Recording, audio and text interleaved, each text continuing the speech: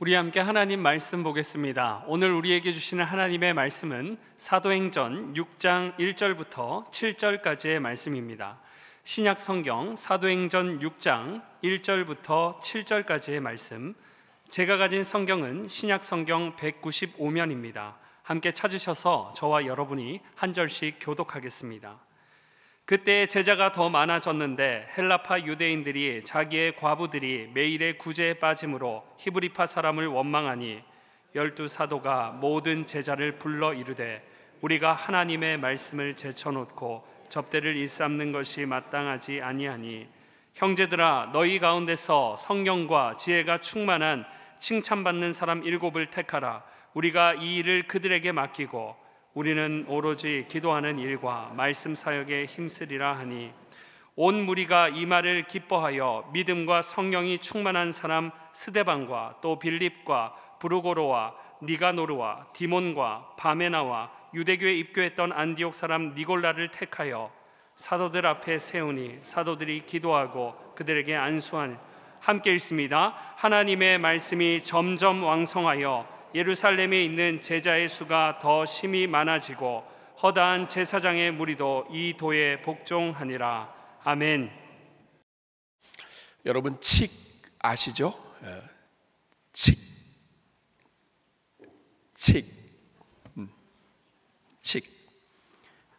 한방에서 약으로 잘 사용하는 칡. 시꺼먼 알죠? 네. 발음을 잘못한 건 아니죠. 칡즙으로도 많이 먹기도 하고 합니다. 잠이 안 올 때 특별히 칡생즙이 그 잠을 잘 오게 하는 효과가 있다고 하니까 혹시 여러분 잠이 잘 안 오신 분들은 칡을 드셔도 되겠습니다. 또 등나무가 있습니다. 등나무는 꽃이 크고 화려하고 조경으로도 잘 해서 그늘을 가리기도 하지만 또 잎과 꽃을 잘 해서 나물로 먹기도 합니다. 이 칡과 등나무의 특징이 있다면 둘 다 줄기와 이렇게 뿌리가 이렇게 감아 올라가는 특징이 있습니다.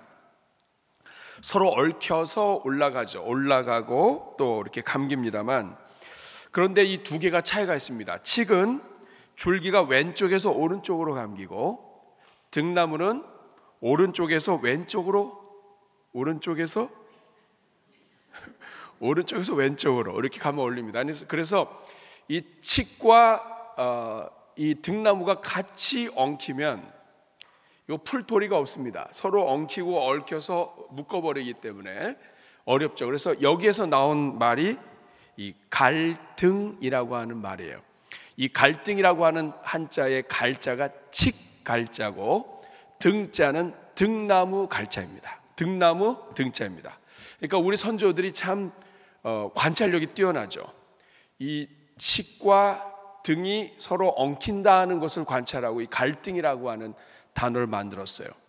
여러분, 사람이 사는 데는 항상 갈등이 있습니다. 죄가 있는 곳은 갈등이 끊어지지 않습니다. 예수님을 믿어도 갈등이 항상 있습니다. 그런데 여러분, 이 초대교회는 갈등이 없는 교회가 아니라 갈등이 있는 교회였어요. 외부의 핍박과 압력에도 믿음으로 지켰고요, 내적인 죄 문제가 드러났을 때에도 믿음으로 지켰어요. 그런데 오늘 이 사도행전 6장에서는 이 갈등 문제가 불거졌습니다. 근데 중요한 것은 하나님은 문제보다도 크시고 이 갈등도 이기게 하셔서 교회가 승리하게 하셨다는 것입니다. 사랑하는 여러분, 저는 여러분들의 삶 가운데 가정에 또 일터에 갈등이 없는 데가 없는 줄 압니다. 저는 여러분들이 하나님의 은혜로 모든 갈등을 이기시는 주의 은혜가 있기를 축복합니다. 그렇다고 한다면 여러분, 이 초대교회는 교회 안에 일어난 이 갈등을 어떻게 해결해 나가고 있을까요? 초대교회가 어떻게 이 교회 안의 갈등을 해결해 나가며 또 이 갈등을 돌파하면서 하나님의 교회를 든든히 세워갈까요? 교회가 갈등을 해결하는 구체적인 해결 방법은 무엇이었을까요? 저는 오늘 이 사도행전 6장 함께 읽은 본문을 통해서 초대교회가 경험한 직면한 이 갈등을 초대교회가 어떻게 해결해 나가는지를 함께 살펴보면서 오늘 우리 삶 가운데 또 우리 교회와 가정과 우리 이 성도들의 이 모든 삶의 현장 가운데 일어나는 갈등을 어떻게 해결할 것인가 지혜를 함께 배우는 그러한 시간을 갖겠습니다. 초대교회가 갈등을 해결하는 방법, 첫 번째는 허물과 한계를 인정하는 것입니다. 따라하겠습니다. 허물과 한계를 인정하자. 여러분, 오늘 본문에 보면 이 초대교회 문제가 생겼습니다. 갈등이 일어났어요. 어떤 갈등이었고 어떻게 이 허물과 또 한계를 인정했는지 한번 살펴보겠습니다. 1절 말씀을 보니까 그때에 제자가 더 많아졌다고 얘기합니다. 여러분, 제자가 많아진 건 큰 은혜죠. 이 초대교회는 하나님의 성령으로 충만한 교회다 보니까 핍박이 있어도 그 핍박을 이기고 하나님의 그 모든 능력으로 어떤 문제들도 다 이길 수 있는 힘이 있었습니다. 저는 여러분들에게도 이런 은혜가 있기를 바랍니다. 더 많아지고 더 풍성해지는 하나님의 은혜가 있기를 축복합니다. 그런데 제자가 더 많아졌는데 제자가 점점 많아지다 보니까 이 사역에 구멍이 생긴 거예요. 헬라파 유대인들이 자기의 과부들이 매일의 구제에 빠졌기 때문에 히브리파 사람을 원망한 거예요. 그러니까 여기 보면 두 파가 나오죠. 헬라파 유대인이 나오고 히브리파 유대인이 나오는데 구제를 하는 데 있어서 매일 구제하는데 이 히브리파 사람들은 잘 챙겼는데 헬라파 유대인들은 잘 못 챙겼다 이 말이에요. 초대교회는 재물도 함께 모으고 또 헌신하고 해서 그 모아진 것으로 가난한 자들을 구제하는 참 좋은 공동체였는데 이상하게 헬라파 유대인들의 과부들이 구제하는 데 빠진 거예요. 여러분들 중에는 헬라파는 뭐고 히브리파는 뭔가 이렇게 할 겁니다. 여러분, 히브리파 유대인이란 태어나면서부터 계속 이스라엘 땅에서 자라고 이스라엘의 문화에 젖고 이스라엘에서 사는 사람, 예루살렘에 있는 사람. 그런데 이 사람들의 언어는 히브리어 혹은 아람어예요. 이들의 글자는 오른쪽에서부터 옛날에 우리 대한민국 글자 쓰는 것처럼 오른쪽에서부터 썼어요. 그런데 또 하나의 부류가 있습니다. 헬라파 유대인들. 따라하겠습니다. 헬라파. 이 헬라파 유대인들은 태어날 때 다른 데서 태어난 거예요. 다른 민족 땅에서 태어난 사람들. 그래서 유대인 디아스포라라고 이야기합니다. 헬라 지역의 다른 넓은 이스라엘이 아닌 그 외 지역에서 태어나서 그 헬라어가 능통하고 헬라 문화 속에서 자라다가 지금 예루살렘으로 들어와서 사는 사람들이에요. 그러니까 예루살렘 교회 안에 있는 성도들은 두 부류가 있었던 거예요. 히브리파 유대인, 헬라파 유대인. 그러면 여러분, 이 초대교회의 사도들이 의도적으로 너희들은 딴 데서 왔어 이래가지고 이 헬라파 사람들을 차별했느냐? 그게 아니죠. 성령 충만한 공동체는 날마다 모이기에 힘쓰고 서로 축복하고 가정에서 떡을 떼고 서로 은혜를 나누는 공동체였습니다. 그렇기 때문에 누구는 빼고 이런 공동체가 아니에요. 그런데 의도하지 않았는데 이런 일이 생겼어요. 그러다 보니까 히브리파 사람들을 원망하게 됐고 이 문제가 사도들을 원망하는 데까지 이어진 거예요. 사랑하는 여러분, 어떻게 이렇게 제외되는 일이 일어났을까요? 학자들은 이것을 언어 문화적인 이유 때문이라고 이야기합니다. 문화 차이가 있는 거예요. 언어가 다른 거예요. 교회 안에서 같이 예배를 드리고 공동체가 있지만 히브리파 사람들은 히브리어, 아람어가 능통하고 헬라어를 잘 몰라요. 헬라어를 띄엄띄엄 읽기는 하지만 글자 자체가 달라요. 헬라어는 우리가 생각하는 그런 알파벳과 비슷하지만 히브리어는 뭐 기억도 있고 뭐 우리말과 비슷해요. 그러니까 글자 자체가 다르고 표현이 잘 모르는 거예요. 밥 먹었어요? 뭐 이렇게 서로가 기본적인 것은 하지만 깊은 이 대화가 쉽지 않은 상태였을 것이다 이렇게 이야기를 합니다. 그러니까 문화의 차이, 언어의 차이가 소통의 차이를 만들어낸 거예요. 여러분, 교회 안에도 이럴 수 있습니다. 교회 안에도 다양한 사람들이 모였지만 세대 간의 차이도 있어요. 또 지역 간의 차이도 있어요. 이런 다양한 차이가 이 안에 있는 거예요. 그러다 보니까 사랑하지만 소통의 문제가 생기는 거예요. 여러분 가정에서 여러분 자녀들과 또 멀리 있다가 온, 또 도회지에서 공부하다가 온 자녀들과 대화가 잘 안 통하거나 서로 문제가 생기는 것, 다 이런 일들이에요. 여러분 예를 들어 볼까요? 이 문화의 차이가요, 이 대화하고 서로를 알아가는데 참 쉽지 않을 때가 있습니다. 여러분 우리 대전중앙교회 예배에 외국인이 들어와서 예배 드리고 하면 여러분 가까이 가서 말 걸기 쉬워요, 어려워요? 설교를 듣고 계시나요? 인사를 할 수 있어요. 그런데 뭐라고 얘기하면 그 다음에는 한번 연습해 보겠습니다. 우리 이렇게 하면 돼요. 이거 이건 굉장히 그 국제적인 제스처예요. 이렇게. 여러분 제일 큰 문제가 이름을 얘기해도 못 알아듣겠어요. 저도 그래요.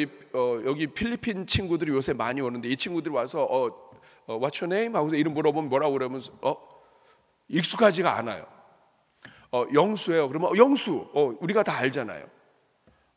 영자. 다 알잖아요, 우리. 그런데 그런 이름이 아닌 거예요. 서양에서도 그렇습니다. 미국 사람들이 한국 사람들 이 이름 부를 때 이 이름 부르기 쉽지 않아요. 은혜.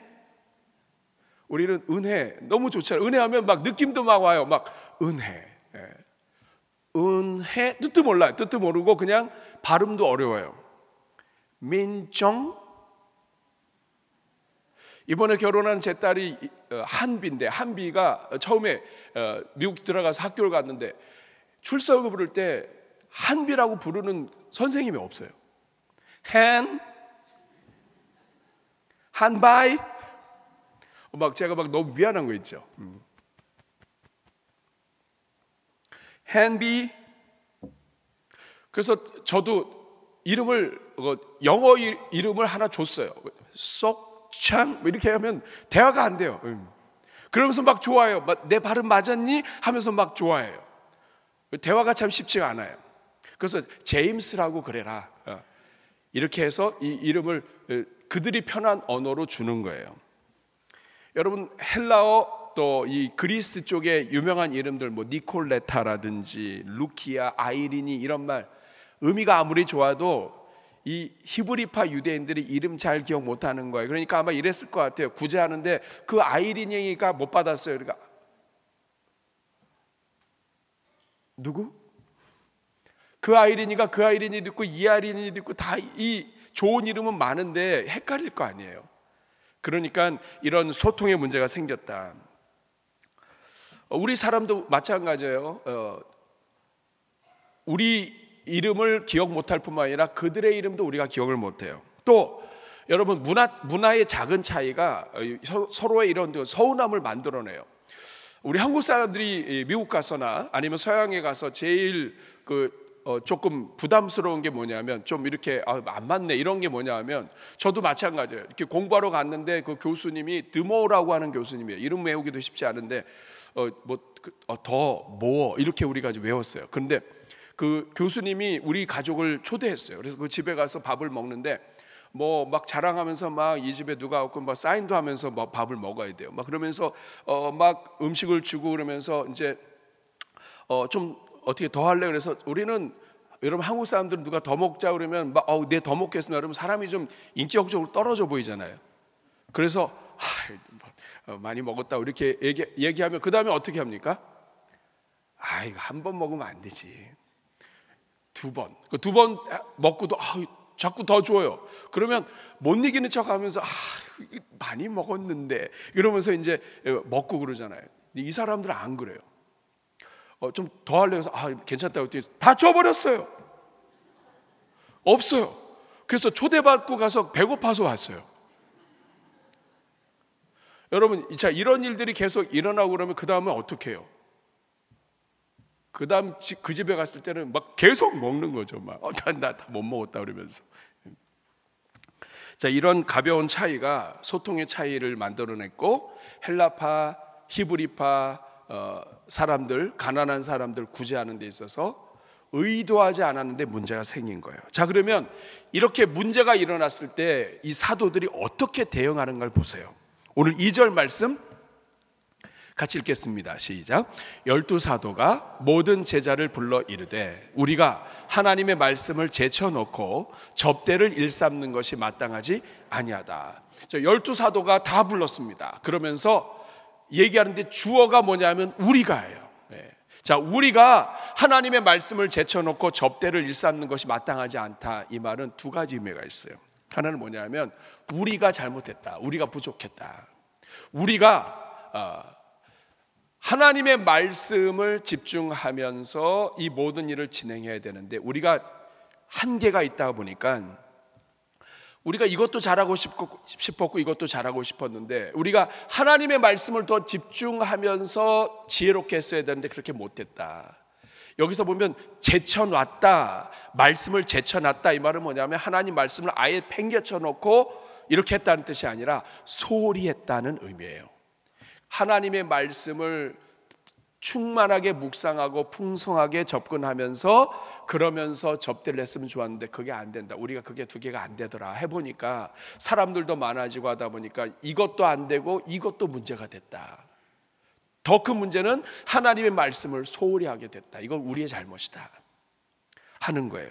그러면서 우리는 하나를 잘하면 하나는 더 잘할 수 있는 게 아니라 하나를 잘하면 다른 건 못할 수 있는 연약한 존재다. 지혜의 한계가 있다. 이름을 기억하는 기억의 한계가 있고 시간의 한계가 있고 일처리의 한계가 있다. 우리의 부족함이 있다 하는 걸 고백한 거예요. 그리고 그 다음에 우리가 이것 때문에 접대하는 일을 집중하다 보니까 우리의 사명을 다 못했다라고 얘기하는 겁니다. 이것을 접대한다 이 말은 뭐냐? 음식을 만드는 거예요. 은사도 없는데 음식도 만들고 음식하는 일에 관여했으니 여러분 그 음식 만드는데 더 큰 재주와 이런 것들이 있는 사람들 또 재정과 이 모든 일에 더 눈이 열려 있는 사람들이 볼 때는 답답함이 있었겠죠. 이런 부분들을 인정하는 거예요. 그래서 여러분 초대교회에 일어난 첫 번째 갈등의 해결 방법은 먼저 지도자가 부족한 부분을 시인하는 거예요. 여러분 이것이 굉장히 중요하고 이것이 모든 문제 해결의 출발점이었습니다. 여러분 사도들은 다른 사람들의 핑계를 대지 않아요. 내가 이 아이린이가 얘가 간지 걔가 간지 어떻게 아냐 뭐 이런 얘기 하나도 없습니다. 우리가 하나님의 말씀을 더 집중하지 못한 것이 문제다. 우리가 우리 분수를 모르고 음식을 만들고 대접하고 하는 일까지 우리가 하려고 했던 것이 문제다. 우리가 부족했다 하는 거예요. 사랑하는 여러분, 소망이 있는 교회, 가능성이 있는 사람은 남의 허물을 보는 사람이 아니라 자기의 허물을 볼 수 있는 사람이에요. 자기 자신을 인정하고 그리고 다른 사람이 잘하면 잘한다고 이야기할 수 있고 그리고 부족한 부분이 있으면 나의 부족함을 솔직히 이야기할 수 있는 사람, 이런 사람은 소망이 있고 희망이 있습니다. 근데 이 초대교회는 그랬어요. 사랑하는 여러분, 여러분은 어떠세요? 여러분들은 여러분들이 잘못한 부분, 부족한 부분을 잘 인정하시는 편인가 아니면 끝까지 나는 부족함이 없다라고 이렇게 하시는 분인가요? 어떤 체면 문화와 이런 것 속에서 여러분 저 사람이 잘못했다라고 끝까지 우리가 얘기한다면 갈등 해결이 되지 않을 것입니다. 근데 초대교회는 여러분 사도가 누구예요? 여러분 베드로와 요한이 누구예요? 지금 베드로가 성전에 올라가다가 손을 대고 나를 봐라 나사렛 예수 그리스도의 이름으로 일어나 걸어라 하니까 막 일어나서 걷습니다. 감옥에 있다가도 나왔어요. 이 보통 사람이 아니에요. 지금 거의 이 초대교회에 굉장히 권위가 있고 그 다음에 성령 충만하고 그리고 이 예수 그리스도의 수제자잖아요.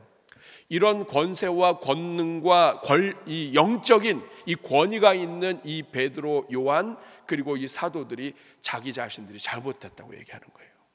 여러분 여기에서부터 모든 문제 해결이 시작됩니다.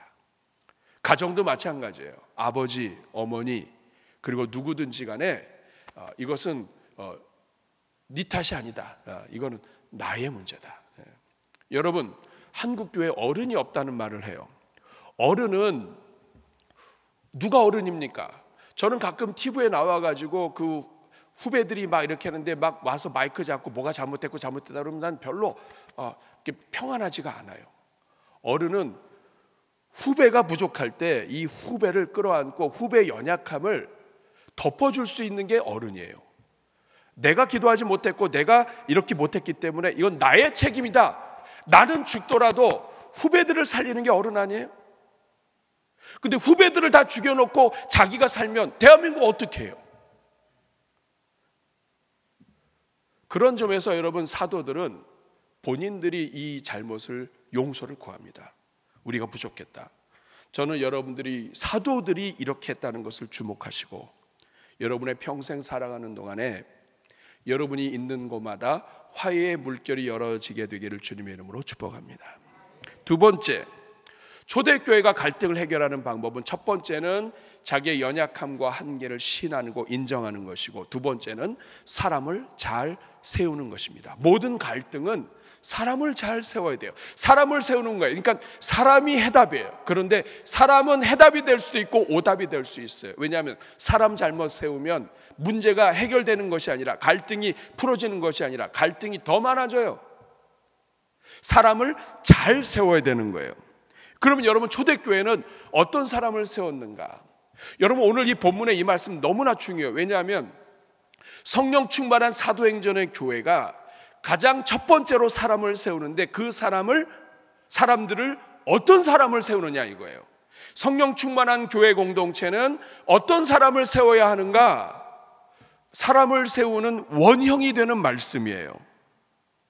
이 말씀을 통해서 나는 이런 사람이 돼야 되겠구나, 이렇게 생각하셔야 되고, 우리 교회가 앞으로 사람을 세울 때에는 이런 일꾼을 세우는 것이 사도행전의 첫 번째 나오는 조건이구나, 이런 부분들을 기억을 하셔야 돼요.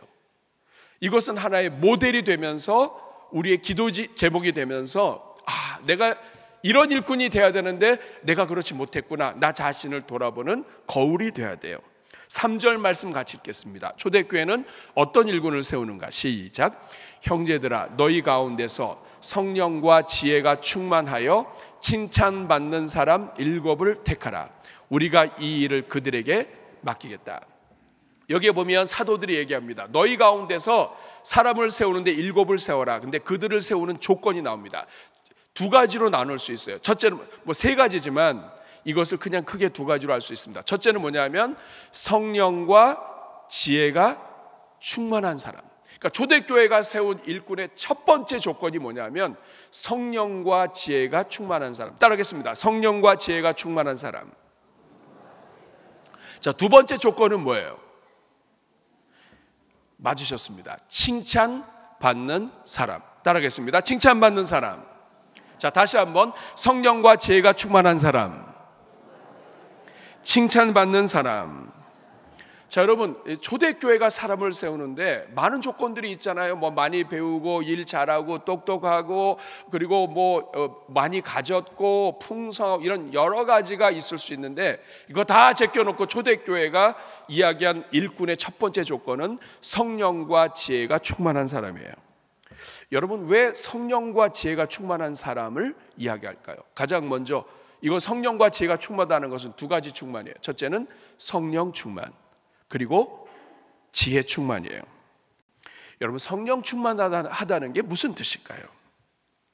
성령 충만하다는 이야기는 예수 그리스도께서 부활하시고 그리고 제자들을 가르치시고 승천하시면서 너희가 성령을 기다려라, 그러면서 하신 말씀이 있어요. 오직 성령이 너에게 임하시면 너희가 권능을 받고 예루살렘과 유대와 사마리아 땅끝까지 이르러 내 증인이 되리라. 그러니까 성령 충만한 사람, 이 말은 뭐냐면 하나님의 영에 사로잡혀서 증인으로 사는 사람이에요.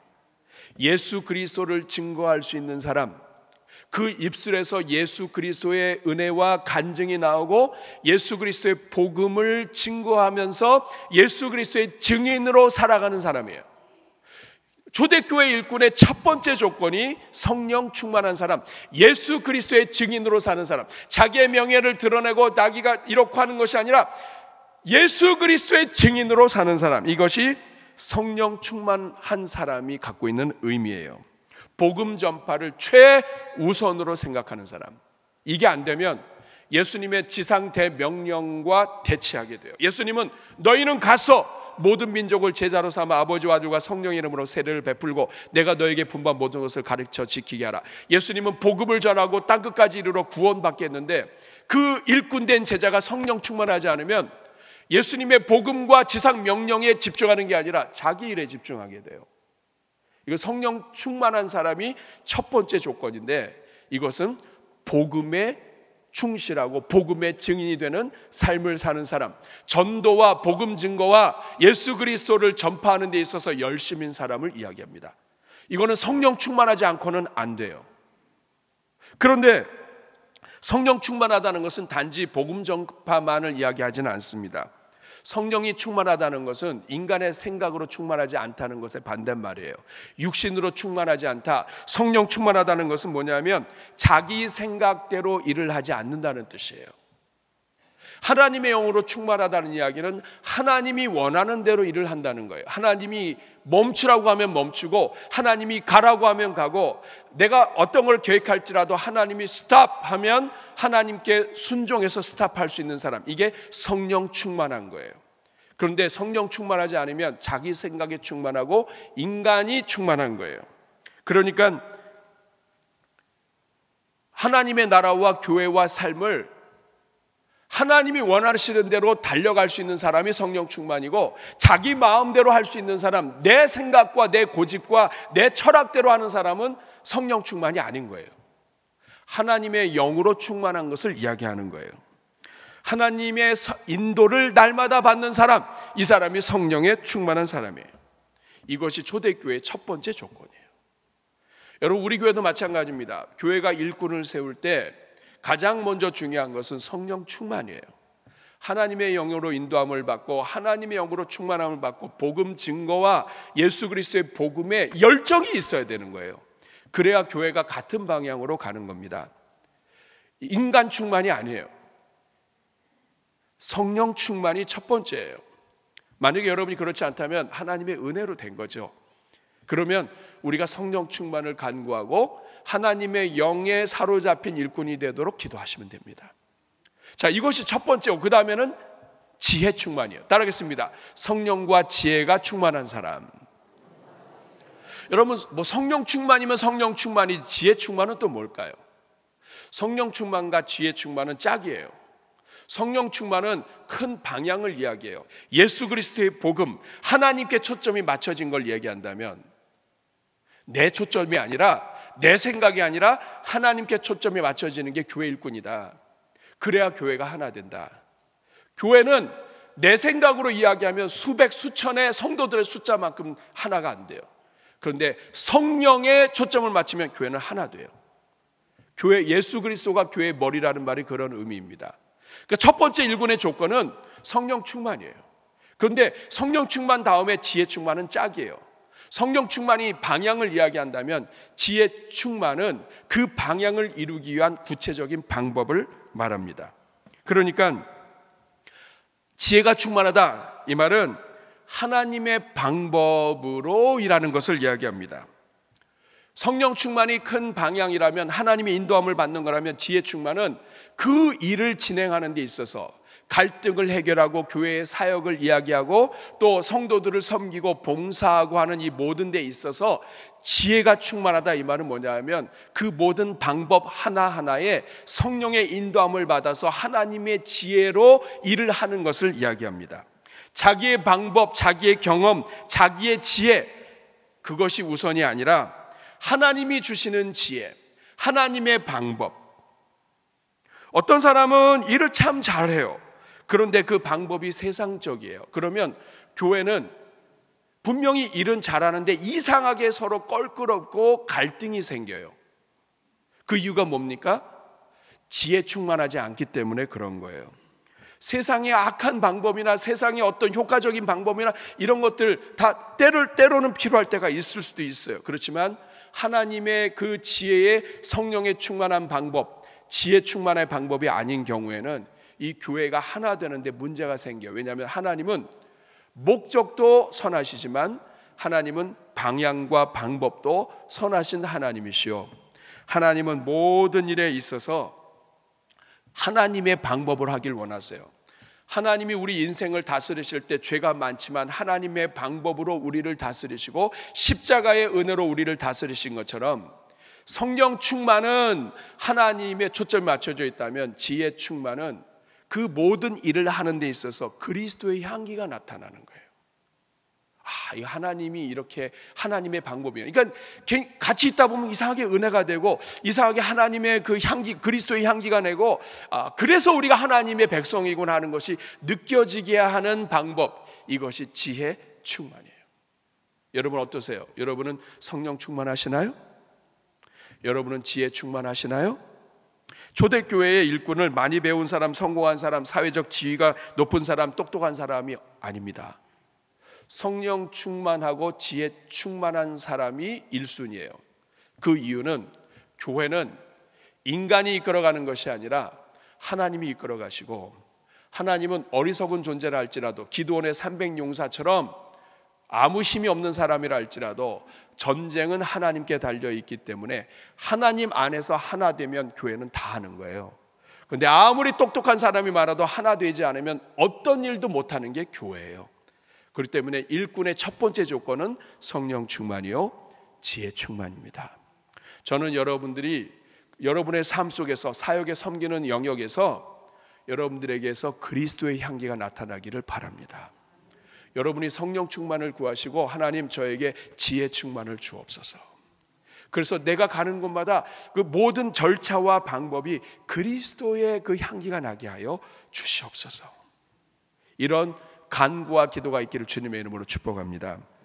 그 다음에 큰 두 번째는 오늘 말씀을 다시 보시면 성령과 지혜가 충만한 사람, 그 다음에는 어떤 사람이에요? 칭찬받는 사람. 따라하겠습니다. 칭찬받는 사람. 이 칭찬을 받다라고 하는 이 헬라어는 우리말하고도 연결이 돼요. 말튀레오. 막 침 튀기는 것 같지 않아요? 이 사람이 어떤 사람이한테 말튀래요. 이 사람에 대해서 얘기하는데 칭찬이 나오는 거예요. 침 튀기면서 칭찬 나오는 거예요. 자, 이 말은 뭐냐면 평판이 좋다는 뜻입니다. 타의 모범이 된다. 정말 그리스도인으로서 모범이 되고 평판이 좋다. 사랑하는 여러분, 성령이 충만하고 지혜가 충만한 사람들은 그 사람들이 삶 속에서 좋은 영향력을 미치게 돼요. 그러니까 자연스럽게 삶 속에서 칭찬을 받게 되는 거죠. 그런데 만약에 성령 충만한 것 같고 지혜 충만한 것 같은데 칭찬이 없다, 이 말은 뭐냐면 겉다르고 속다른 거예요. 칭찬을 받는다는 이야기는 교회 울타리 안에서만 어떤 일을 하는 데 있어서만이 아니라 신앙의 삶으로서 성령 충만한 사람으로서 복음 증거자로서 삶 속에서 하나님의 영광을 위하여 살아가는 사람, 그래서 이 사람은 크리스찬이다, 이 사람은 향기가 나는 사람이다, 성령의 열매가 나타나는 사람, 사랑, 희락, 화평, 오래 참음, 자비, 양선, 충성, 온유, 절제, 이런 성령의 열매가 나타나는 사람을, 다시 말하면 예수 그리스도의 성품을 나타내면서 사는 사람을 이 칭찬받는 사람이라고 얘기할 수 있습니다. 사랑하는 여러분, 저는 여러분들이 평판이 좋기를 바랍니다. 왜냐하면 여러분 한 사람의 평판은 우리 교회의 평판이기도 하고, 여러분이 세상에서 칭찬을 받는다는 이야기는 예수 그리스도가 여러분의 삶의 현장에서 칭찬받으신다는 것과 연결이 되기 때문입니다. 사랑하는 여러분, 오늘 여러분은 어떠세요? 성령 충만, 지혜 충만하십니까? 칭찬도 많이 받고 있습니까? 세상에서는 그냥 칭찬을 받지 않는데 교회에서만 잘한다, 그러면 일꾼의 자격이 안 되는 거예요. 여러분, 목사님 그러면 전 일꾼의 자격이 안 돼요. 저도 안 돼요.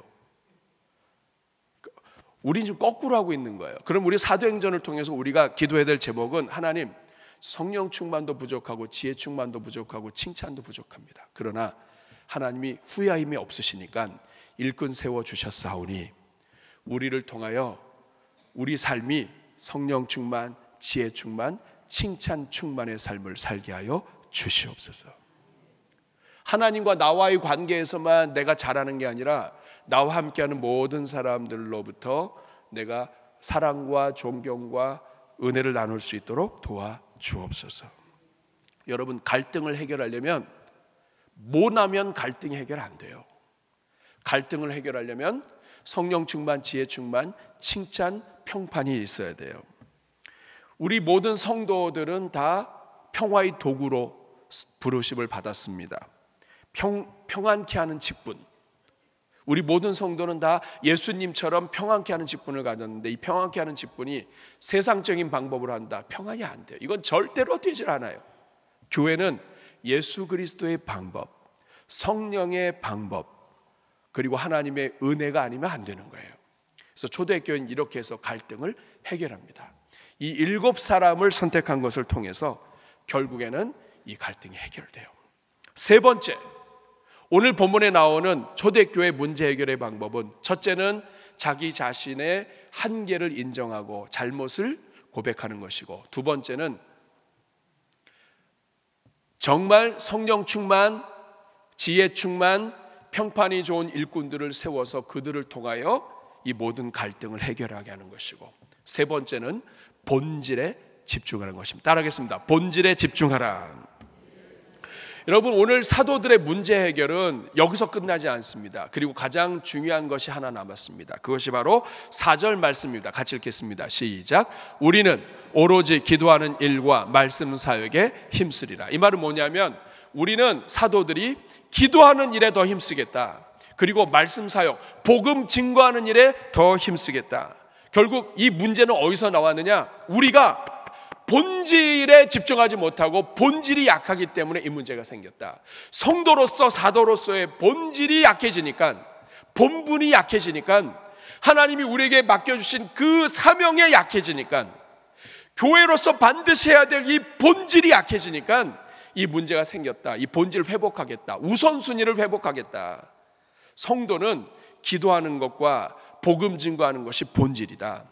이것에 더 집중하겠다. 그리고 그 외의 일들은 우리가 나누어서 하겠다 하는 거예요. 이 말씀은 두 가지 의미입니다. 첫째는 사도들이 이 부분에 집중하고 본질을 회복하겠다고 하는 뜻이고요. 그리고 또 하나는 뭐냐면, 초대교회의 모든 성도들, 일꾼들은 본질의 회복, 본질에 집중해야 된다는 경고입니다. 여러분, 많은 사람들이 성경을 읽으면서 목사님들 혹은 사도들, 사역자들은 기도하는 것과 복음 증거하는 것에 집중해야 된다, 이렇게 우리가 해석을 하고 넘어가면 큰 문제가 생깁니다. 왜냐하면 이 말씀은 맞고, 그리고 이것은 분명한 사실이에요. 그러나 우리가 기억해야 될 것은, 초대교회가 이렇게 해서 7명의 일꾼을 세웁니다. 오늘 5절 말씀을 보니까 온 무리가 이 말을 기뻐해서 믿음과 성령이 충만한 사람 스데반, 빌립, 브로고로 이렇게 막 세워요. 그런데 여기 보면 스데반, 빌립 이 사람들을 보세요. 이 사람들은 이 사도행전 6장 이후로 스데반을 비롯해서 이 소위 우리가 지금 이야기하는 안수 집사라고 하는 사람들, 성경에는 집사라는 말이 안 나와요. 그렇지만 그냥 섬기는 사람이라고 하는 단어들이 사용됐기 때문에 집사라고 우리가 부르면서 초대교회 일꾼을 세울 때 첫 번째 7 집사라 이렇게 많이 이야기를 하는데, 여러분, 성경을 읽으면 이들이 재정만 담당했다, 혹은 이들이 구제만 담당했다, 이들이 음식 만드는 것만 담당했다는 말이 하나도 안 나옵니다. 이 사람들을 세우고 문제가 해결됐어요. 그런데 오히려 사도행전 6장, 7장, 8절에 보면 스데반이 복음 증거하는 게 나와요. 그리고 빌립이 복음 증거하는 게 나와요. 여러분, 이것은 무엇을 이야기합니까?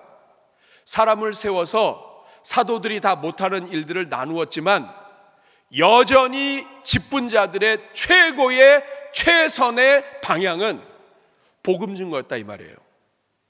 여러분, 이해가 되십니까? 스데반, 빌립 이 사람들은 우리는 집사라고 이야기하고 끝내지만 이 사람들의 본질, 본연의 사역은 복음 증거였다 이 말이에요. 스데반은 복음 증거하다가 죽습니다. 빌립은 복음을 전하고 사마리아로 가고 에디오피아 내시에게 복음 전하고 하나님의 복음 증거의 도구로 사용됩니다. 이들이 뭐 재정을 어떻게 했다, 이들이 뭐 어떻게 했다, 이런 것들은 부수적인 것들이에요. 본질이 뭐냐? 본질은 복음 증거예요. 여러분, 이것이 우리가 사도행전을 제대로 이해하지 못하기 때문에 오늘 우리의 직분에도 잘못 이해하고 있는 거예요. 초대교회는 모든 성도들은 다 성령 충만이에요. 성령 충만은 본질적으로 복음 충만이에요. 그리고 이 모든 사람들은 모두가 다 복음 증거자여 전도하는 일에 다 초점이 맞춰져 있습니다. 그렇기 때문에 사도들은 기도하는 것과 말씀 복음 증거하는 일에 집중한다고 했지만 이거는 시간의 문제예요. 사도들은 더 많이 기도하고 사도들은 더 많이 복음 증거해야 되겠지만, 더 많이 말씀을 묵상해야 되겠지만, 그렇다고 해서 다른 집사들과 다른 집사님들과 다른 일꾼들은 기도하지 말아야 되고 복음 증거하지 말아야 된다는 이야기가 아니에요. 성령 충만한 사람은 기본적으로 기도하게 되어 있고, 성령 충만한 사람은 기본적으로 복음을 증거할 수밖에 없어요. 그러니까 초대교회의 모든 본연의 성도들의 본연의 모든 직분자들의 최고의 초점은, 본연의 임무는 복음 증거하는 거예요. 본연의 임무는 기도하는 거예요. 시간 차이가 있을 뿐이에요. 집중도의 차이가 있을 뿐이에요. 사도들은 더 많이 해야 돼요. 그러나 다른 직분자들은 기본이에요. 말씀을 증거하고 복음 증거하는 것과 기도하는 것이 기본이란 말이에요. 이것을 집중해야 된다는 뜻이에요. 그래서 오늘 본문은 이 뜻입니다. 사도들은 기도하는 것과 말씀 증거하는 것에 목숨 걸고 더 많이 하겠다. 그러나 다른 모든 성도들도 마찬가지다. 어떤 직분자들도 본연의 직무에 집중하지 않고 섬긴다고, 이거 한다고, 교회 일한다고 본연의 성도로서의 본분을 제대로 못하면, 말씀 기도에 집중하는 시간을 소홀히 하면 이 사람들은 사도들이 경험한 것처럼 똑같은 문제를 경험하게 되고 교회는 똑같은 갈등과 어려움을 경험하게 된다. 그러므로 이 땅에 있는 모든 교회의 모든 일꾼은 기도하는 것과 복음을 증거하는 일을 최우선으로 여겨야 된다. 여러분, 이것이 바로 우리 교회가 이야기하는 선교적 교회예요. 선교적 교회는 특정 사람만 선교하고 특정 사람만 해외 나가고 특정 사람만 복음 전하는 게 아니에요. 모든 성도가 성령 충만해서 모든 성도가 다 함께 복음 증거와 기도와 말씀에 초점을 맞춰서 달려가는 교회. 내 삶의 형편이 어떤 데든지 초대교회 빌립과 스데반처럼 하나님의 인도하심을 따라 자기 삶의 현장에서 복음을 증거하고 복음의 도구로 쓰임받는 사람이에요. 이 부분을 우리가 이해하지 못하니까 교회의 직분자는 됐지만 복음을 증거하고 기도하는 일에 게을리하게 되는 거예요. 이거 게을리하게 되면 그 일꾼은 일꾼으로서의 사명을 감당하지 못합니다. 오늘 초대교회가 갈등 해결하는 방법을 오늘 말씀을 통해서 함께 나누었습니다. 여러분, 수백만 명이 구원을 받아야 되는 놀라운 일이에요. 그러면 이 일에 집중하다 보면 작은 일들은 아무것도 아니에요. 그런데 교회가 작은 일에 집중하다 보면 큰 일을 놓쳐요. 여러분, 왜 초대교회는 성령 충만, 기도 충만, 지혜 충만, 복음 증거에 이렇게 목숨을 걸게 됐을까요? 그 이유는 온 교회가 사소한 문제로 갈등하지 않도록 하기 위한 하나님의 지혜예요. 여러분, 어린아이가 있는데 이 아이가 물에 빠졌어요. 죽기 직전이에요. 어떻게 하면 좋을까 막 이러고 있는데 마침 다행히 그 수영 잘하는 사람이 뛰어들어가가지고 그 아이를 꺼내왔어요. 여러분, 그 아이를 받은 엄마가 야, 너 아침에 나한테 거짓말했지? 이런 거 갖고 따져요? 안 따져요. 얘가 사는 것만 해도 감사한 거예요. 야, 너 네가 다시 사는 것만 해도 고맙다. 네. 교회가 그런 거예요. 영혼 구원과 복음 증거와 하나님의 나라의 일에 집중하면 다른 문제는 다 풀려요. 근데 교회의 갈등은 하나님 나라에 초점이 맞춰지지 않고 사소한 것들에 초점 맞추면 이게 하나님 나라의 복음과 선교보다 더 크게 보이면 그때부터는 문제가 생기는 거예요. 가정도 마찬가지입니다. 생명보다 귀한 게 없죠. 근데 그 생명보다 귀한 게 없다고 하면서 우리는 곧잘 다른 사람들의 어려움과 이런 부분들 때문에 서로 갈등하게 돼요. 초대교회는 바로 그거예요. 복음 증거하는 것과 기도하는 것, 교회의 방향에 초점을 맞추니까 사소한 갈등이 싹 없어지는 거예요. 오늘 여러분들의 가정도 그렇게 되기를 주님의 이름으로 축복합니다.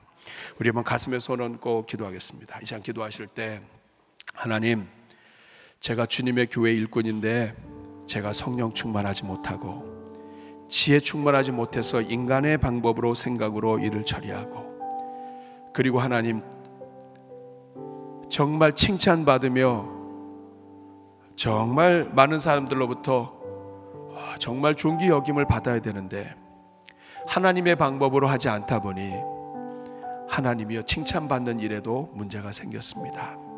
하나님, 복음 증거하는 것과 기도하는 것에 성도의 본질 회복하게 하여 주시고, 어떤 상황에서도 말씀 놓지 않고 기도 놓지 않도록 도와주시옵소서. 오늘 말씀을 생각하면서 주님 앞에 회개의 기도, 간구의 기도, 다짐의 기도 올려드릴 때 저를 따라해 주시기 바랍니다. 주여 은혜를 주옵소서. 같이 주여 한번 부르고 기도합니다. 주여, 은혜로우신 아버지 감사합니다. 오늘 이 자리에 있는 주의 종들에게 은혜를 더하여 주셔서 하나님 아버지, 진정으로 하나님이 원하시고 하나님이 기뻐하시는 일이 무엇인지를 아버지 볼 수 있는 눈이 열리게 하여 주옵소서. 복음을 증거하는 큰 목적 아래서 하나가 되게 하여 주시고, 하나님 아버지 주님, 하나님 아버지 주의 은혜를 내려 주시옵소서. 하나님 아버지, 오늘 우리가 부족함에도 불구하고 교회 일꾼이 되었습니다. 후회가 없으신 하나님, 우리가 사도행전이 말하는 그 일꾼의 기준에 합당하도록 우리 자신이 성장하게 하여 주시고, 우리가 교회에서 일꾼을 뽑을 때, 일꾼을 세울 때 하나님 아버지 이러한 사도행전에 나와 있는 기준대로 일꾼을 세울 수 있도록 도와주옵소서. 하나님의 나라와 교회를 거치는 일꾼 되지 않게 하여 주시고 성령과 하나님의 뜻에 합당한 일꾼 되게 하여 주옵소서.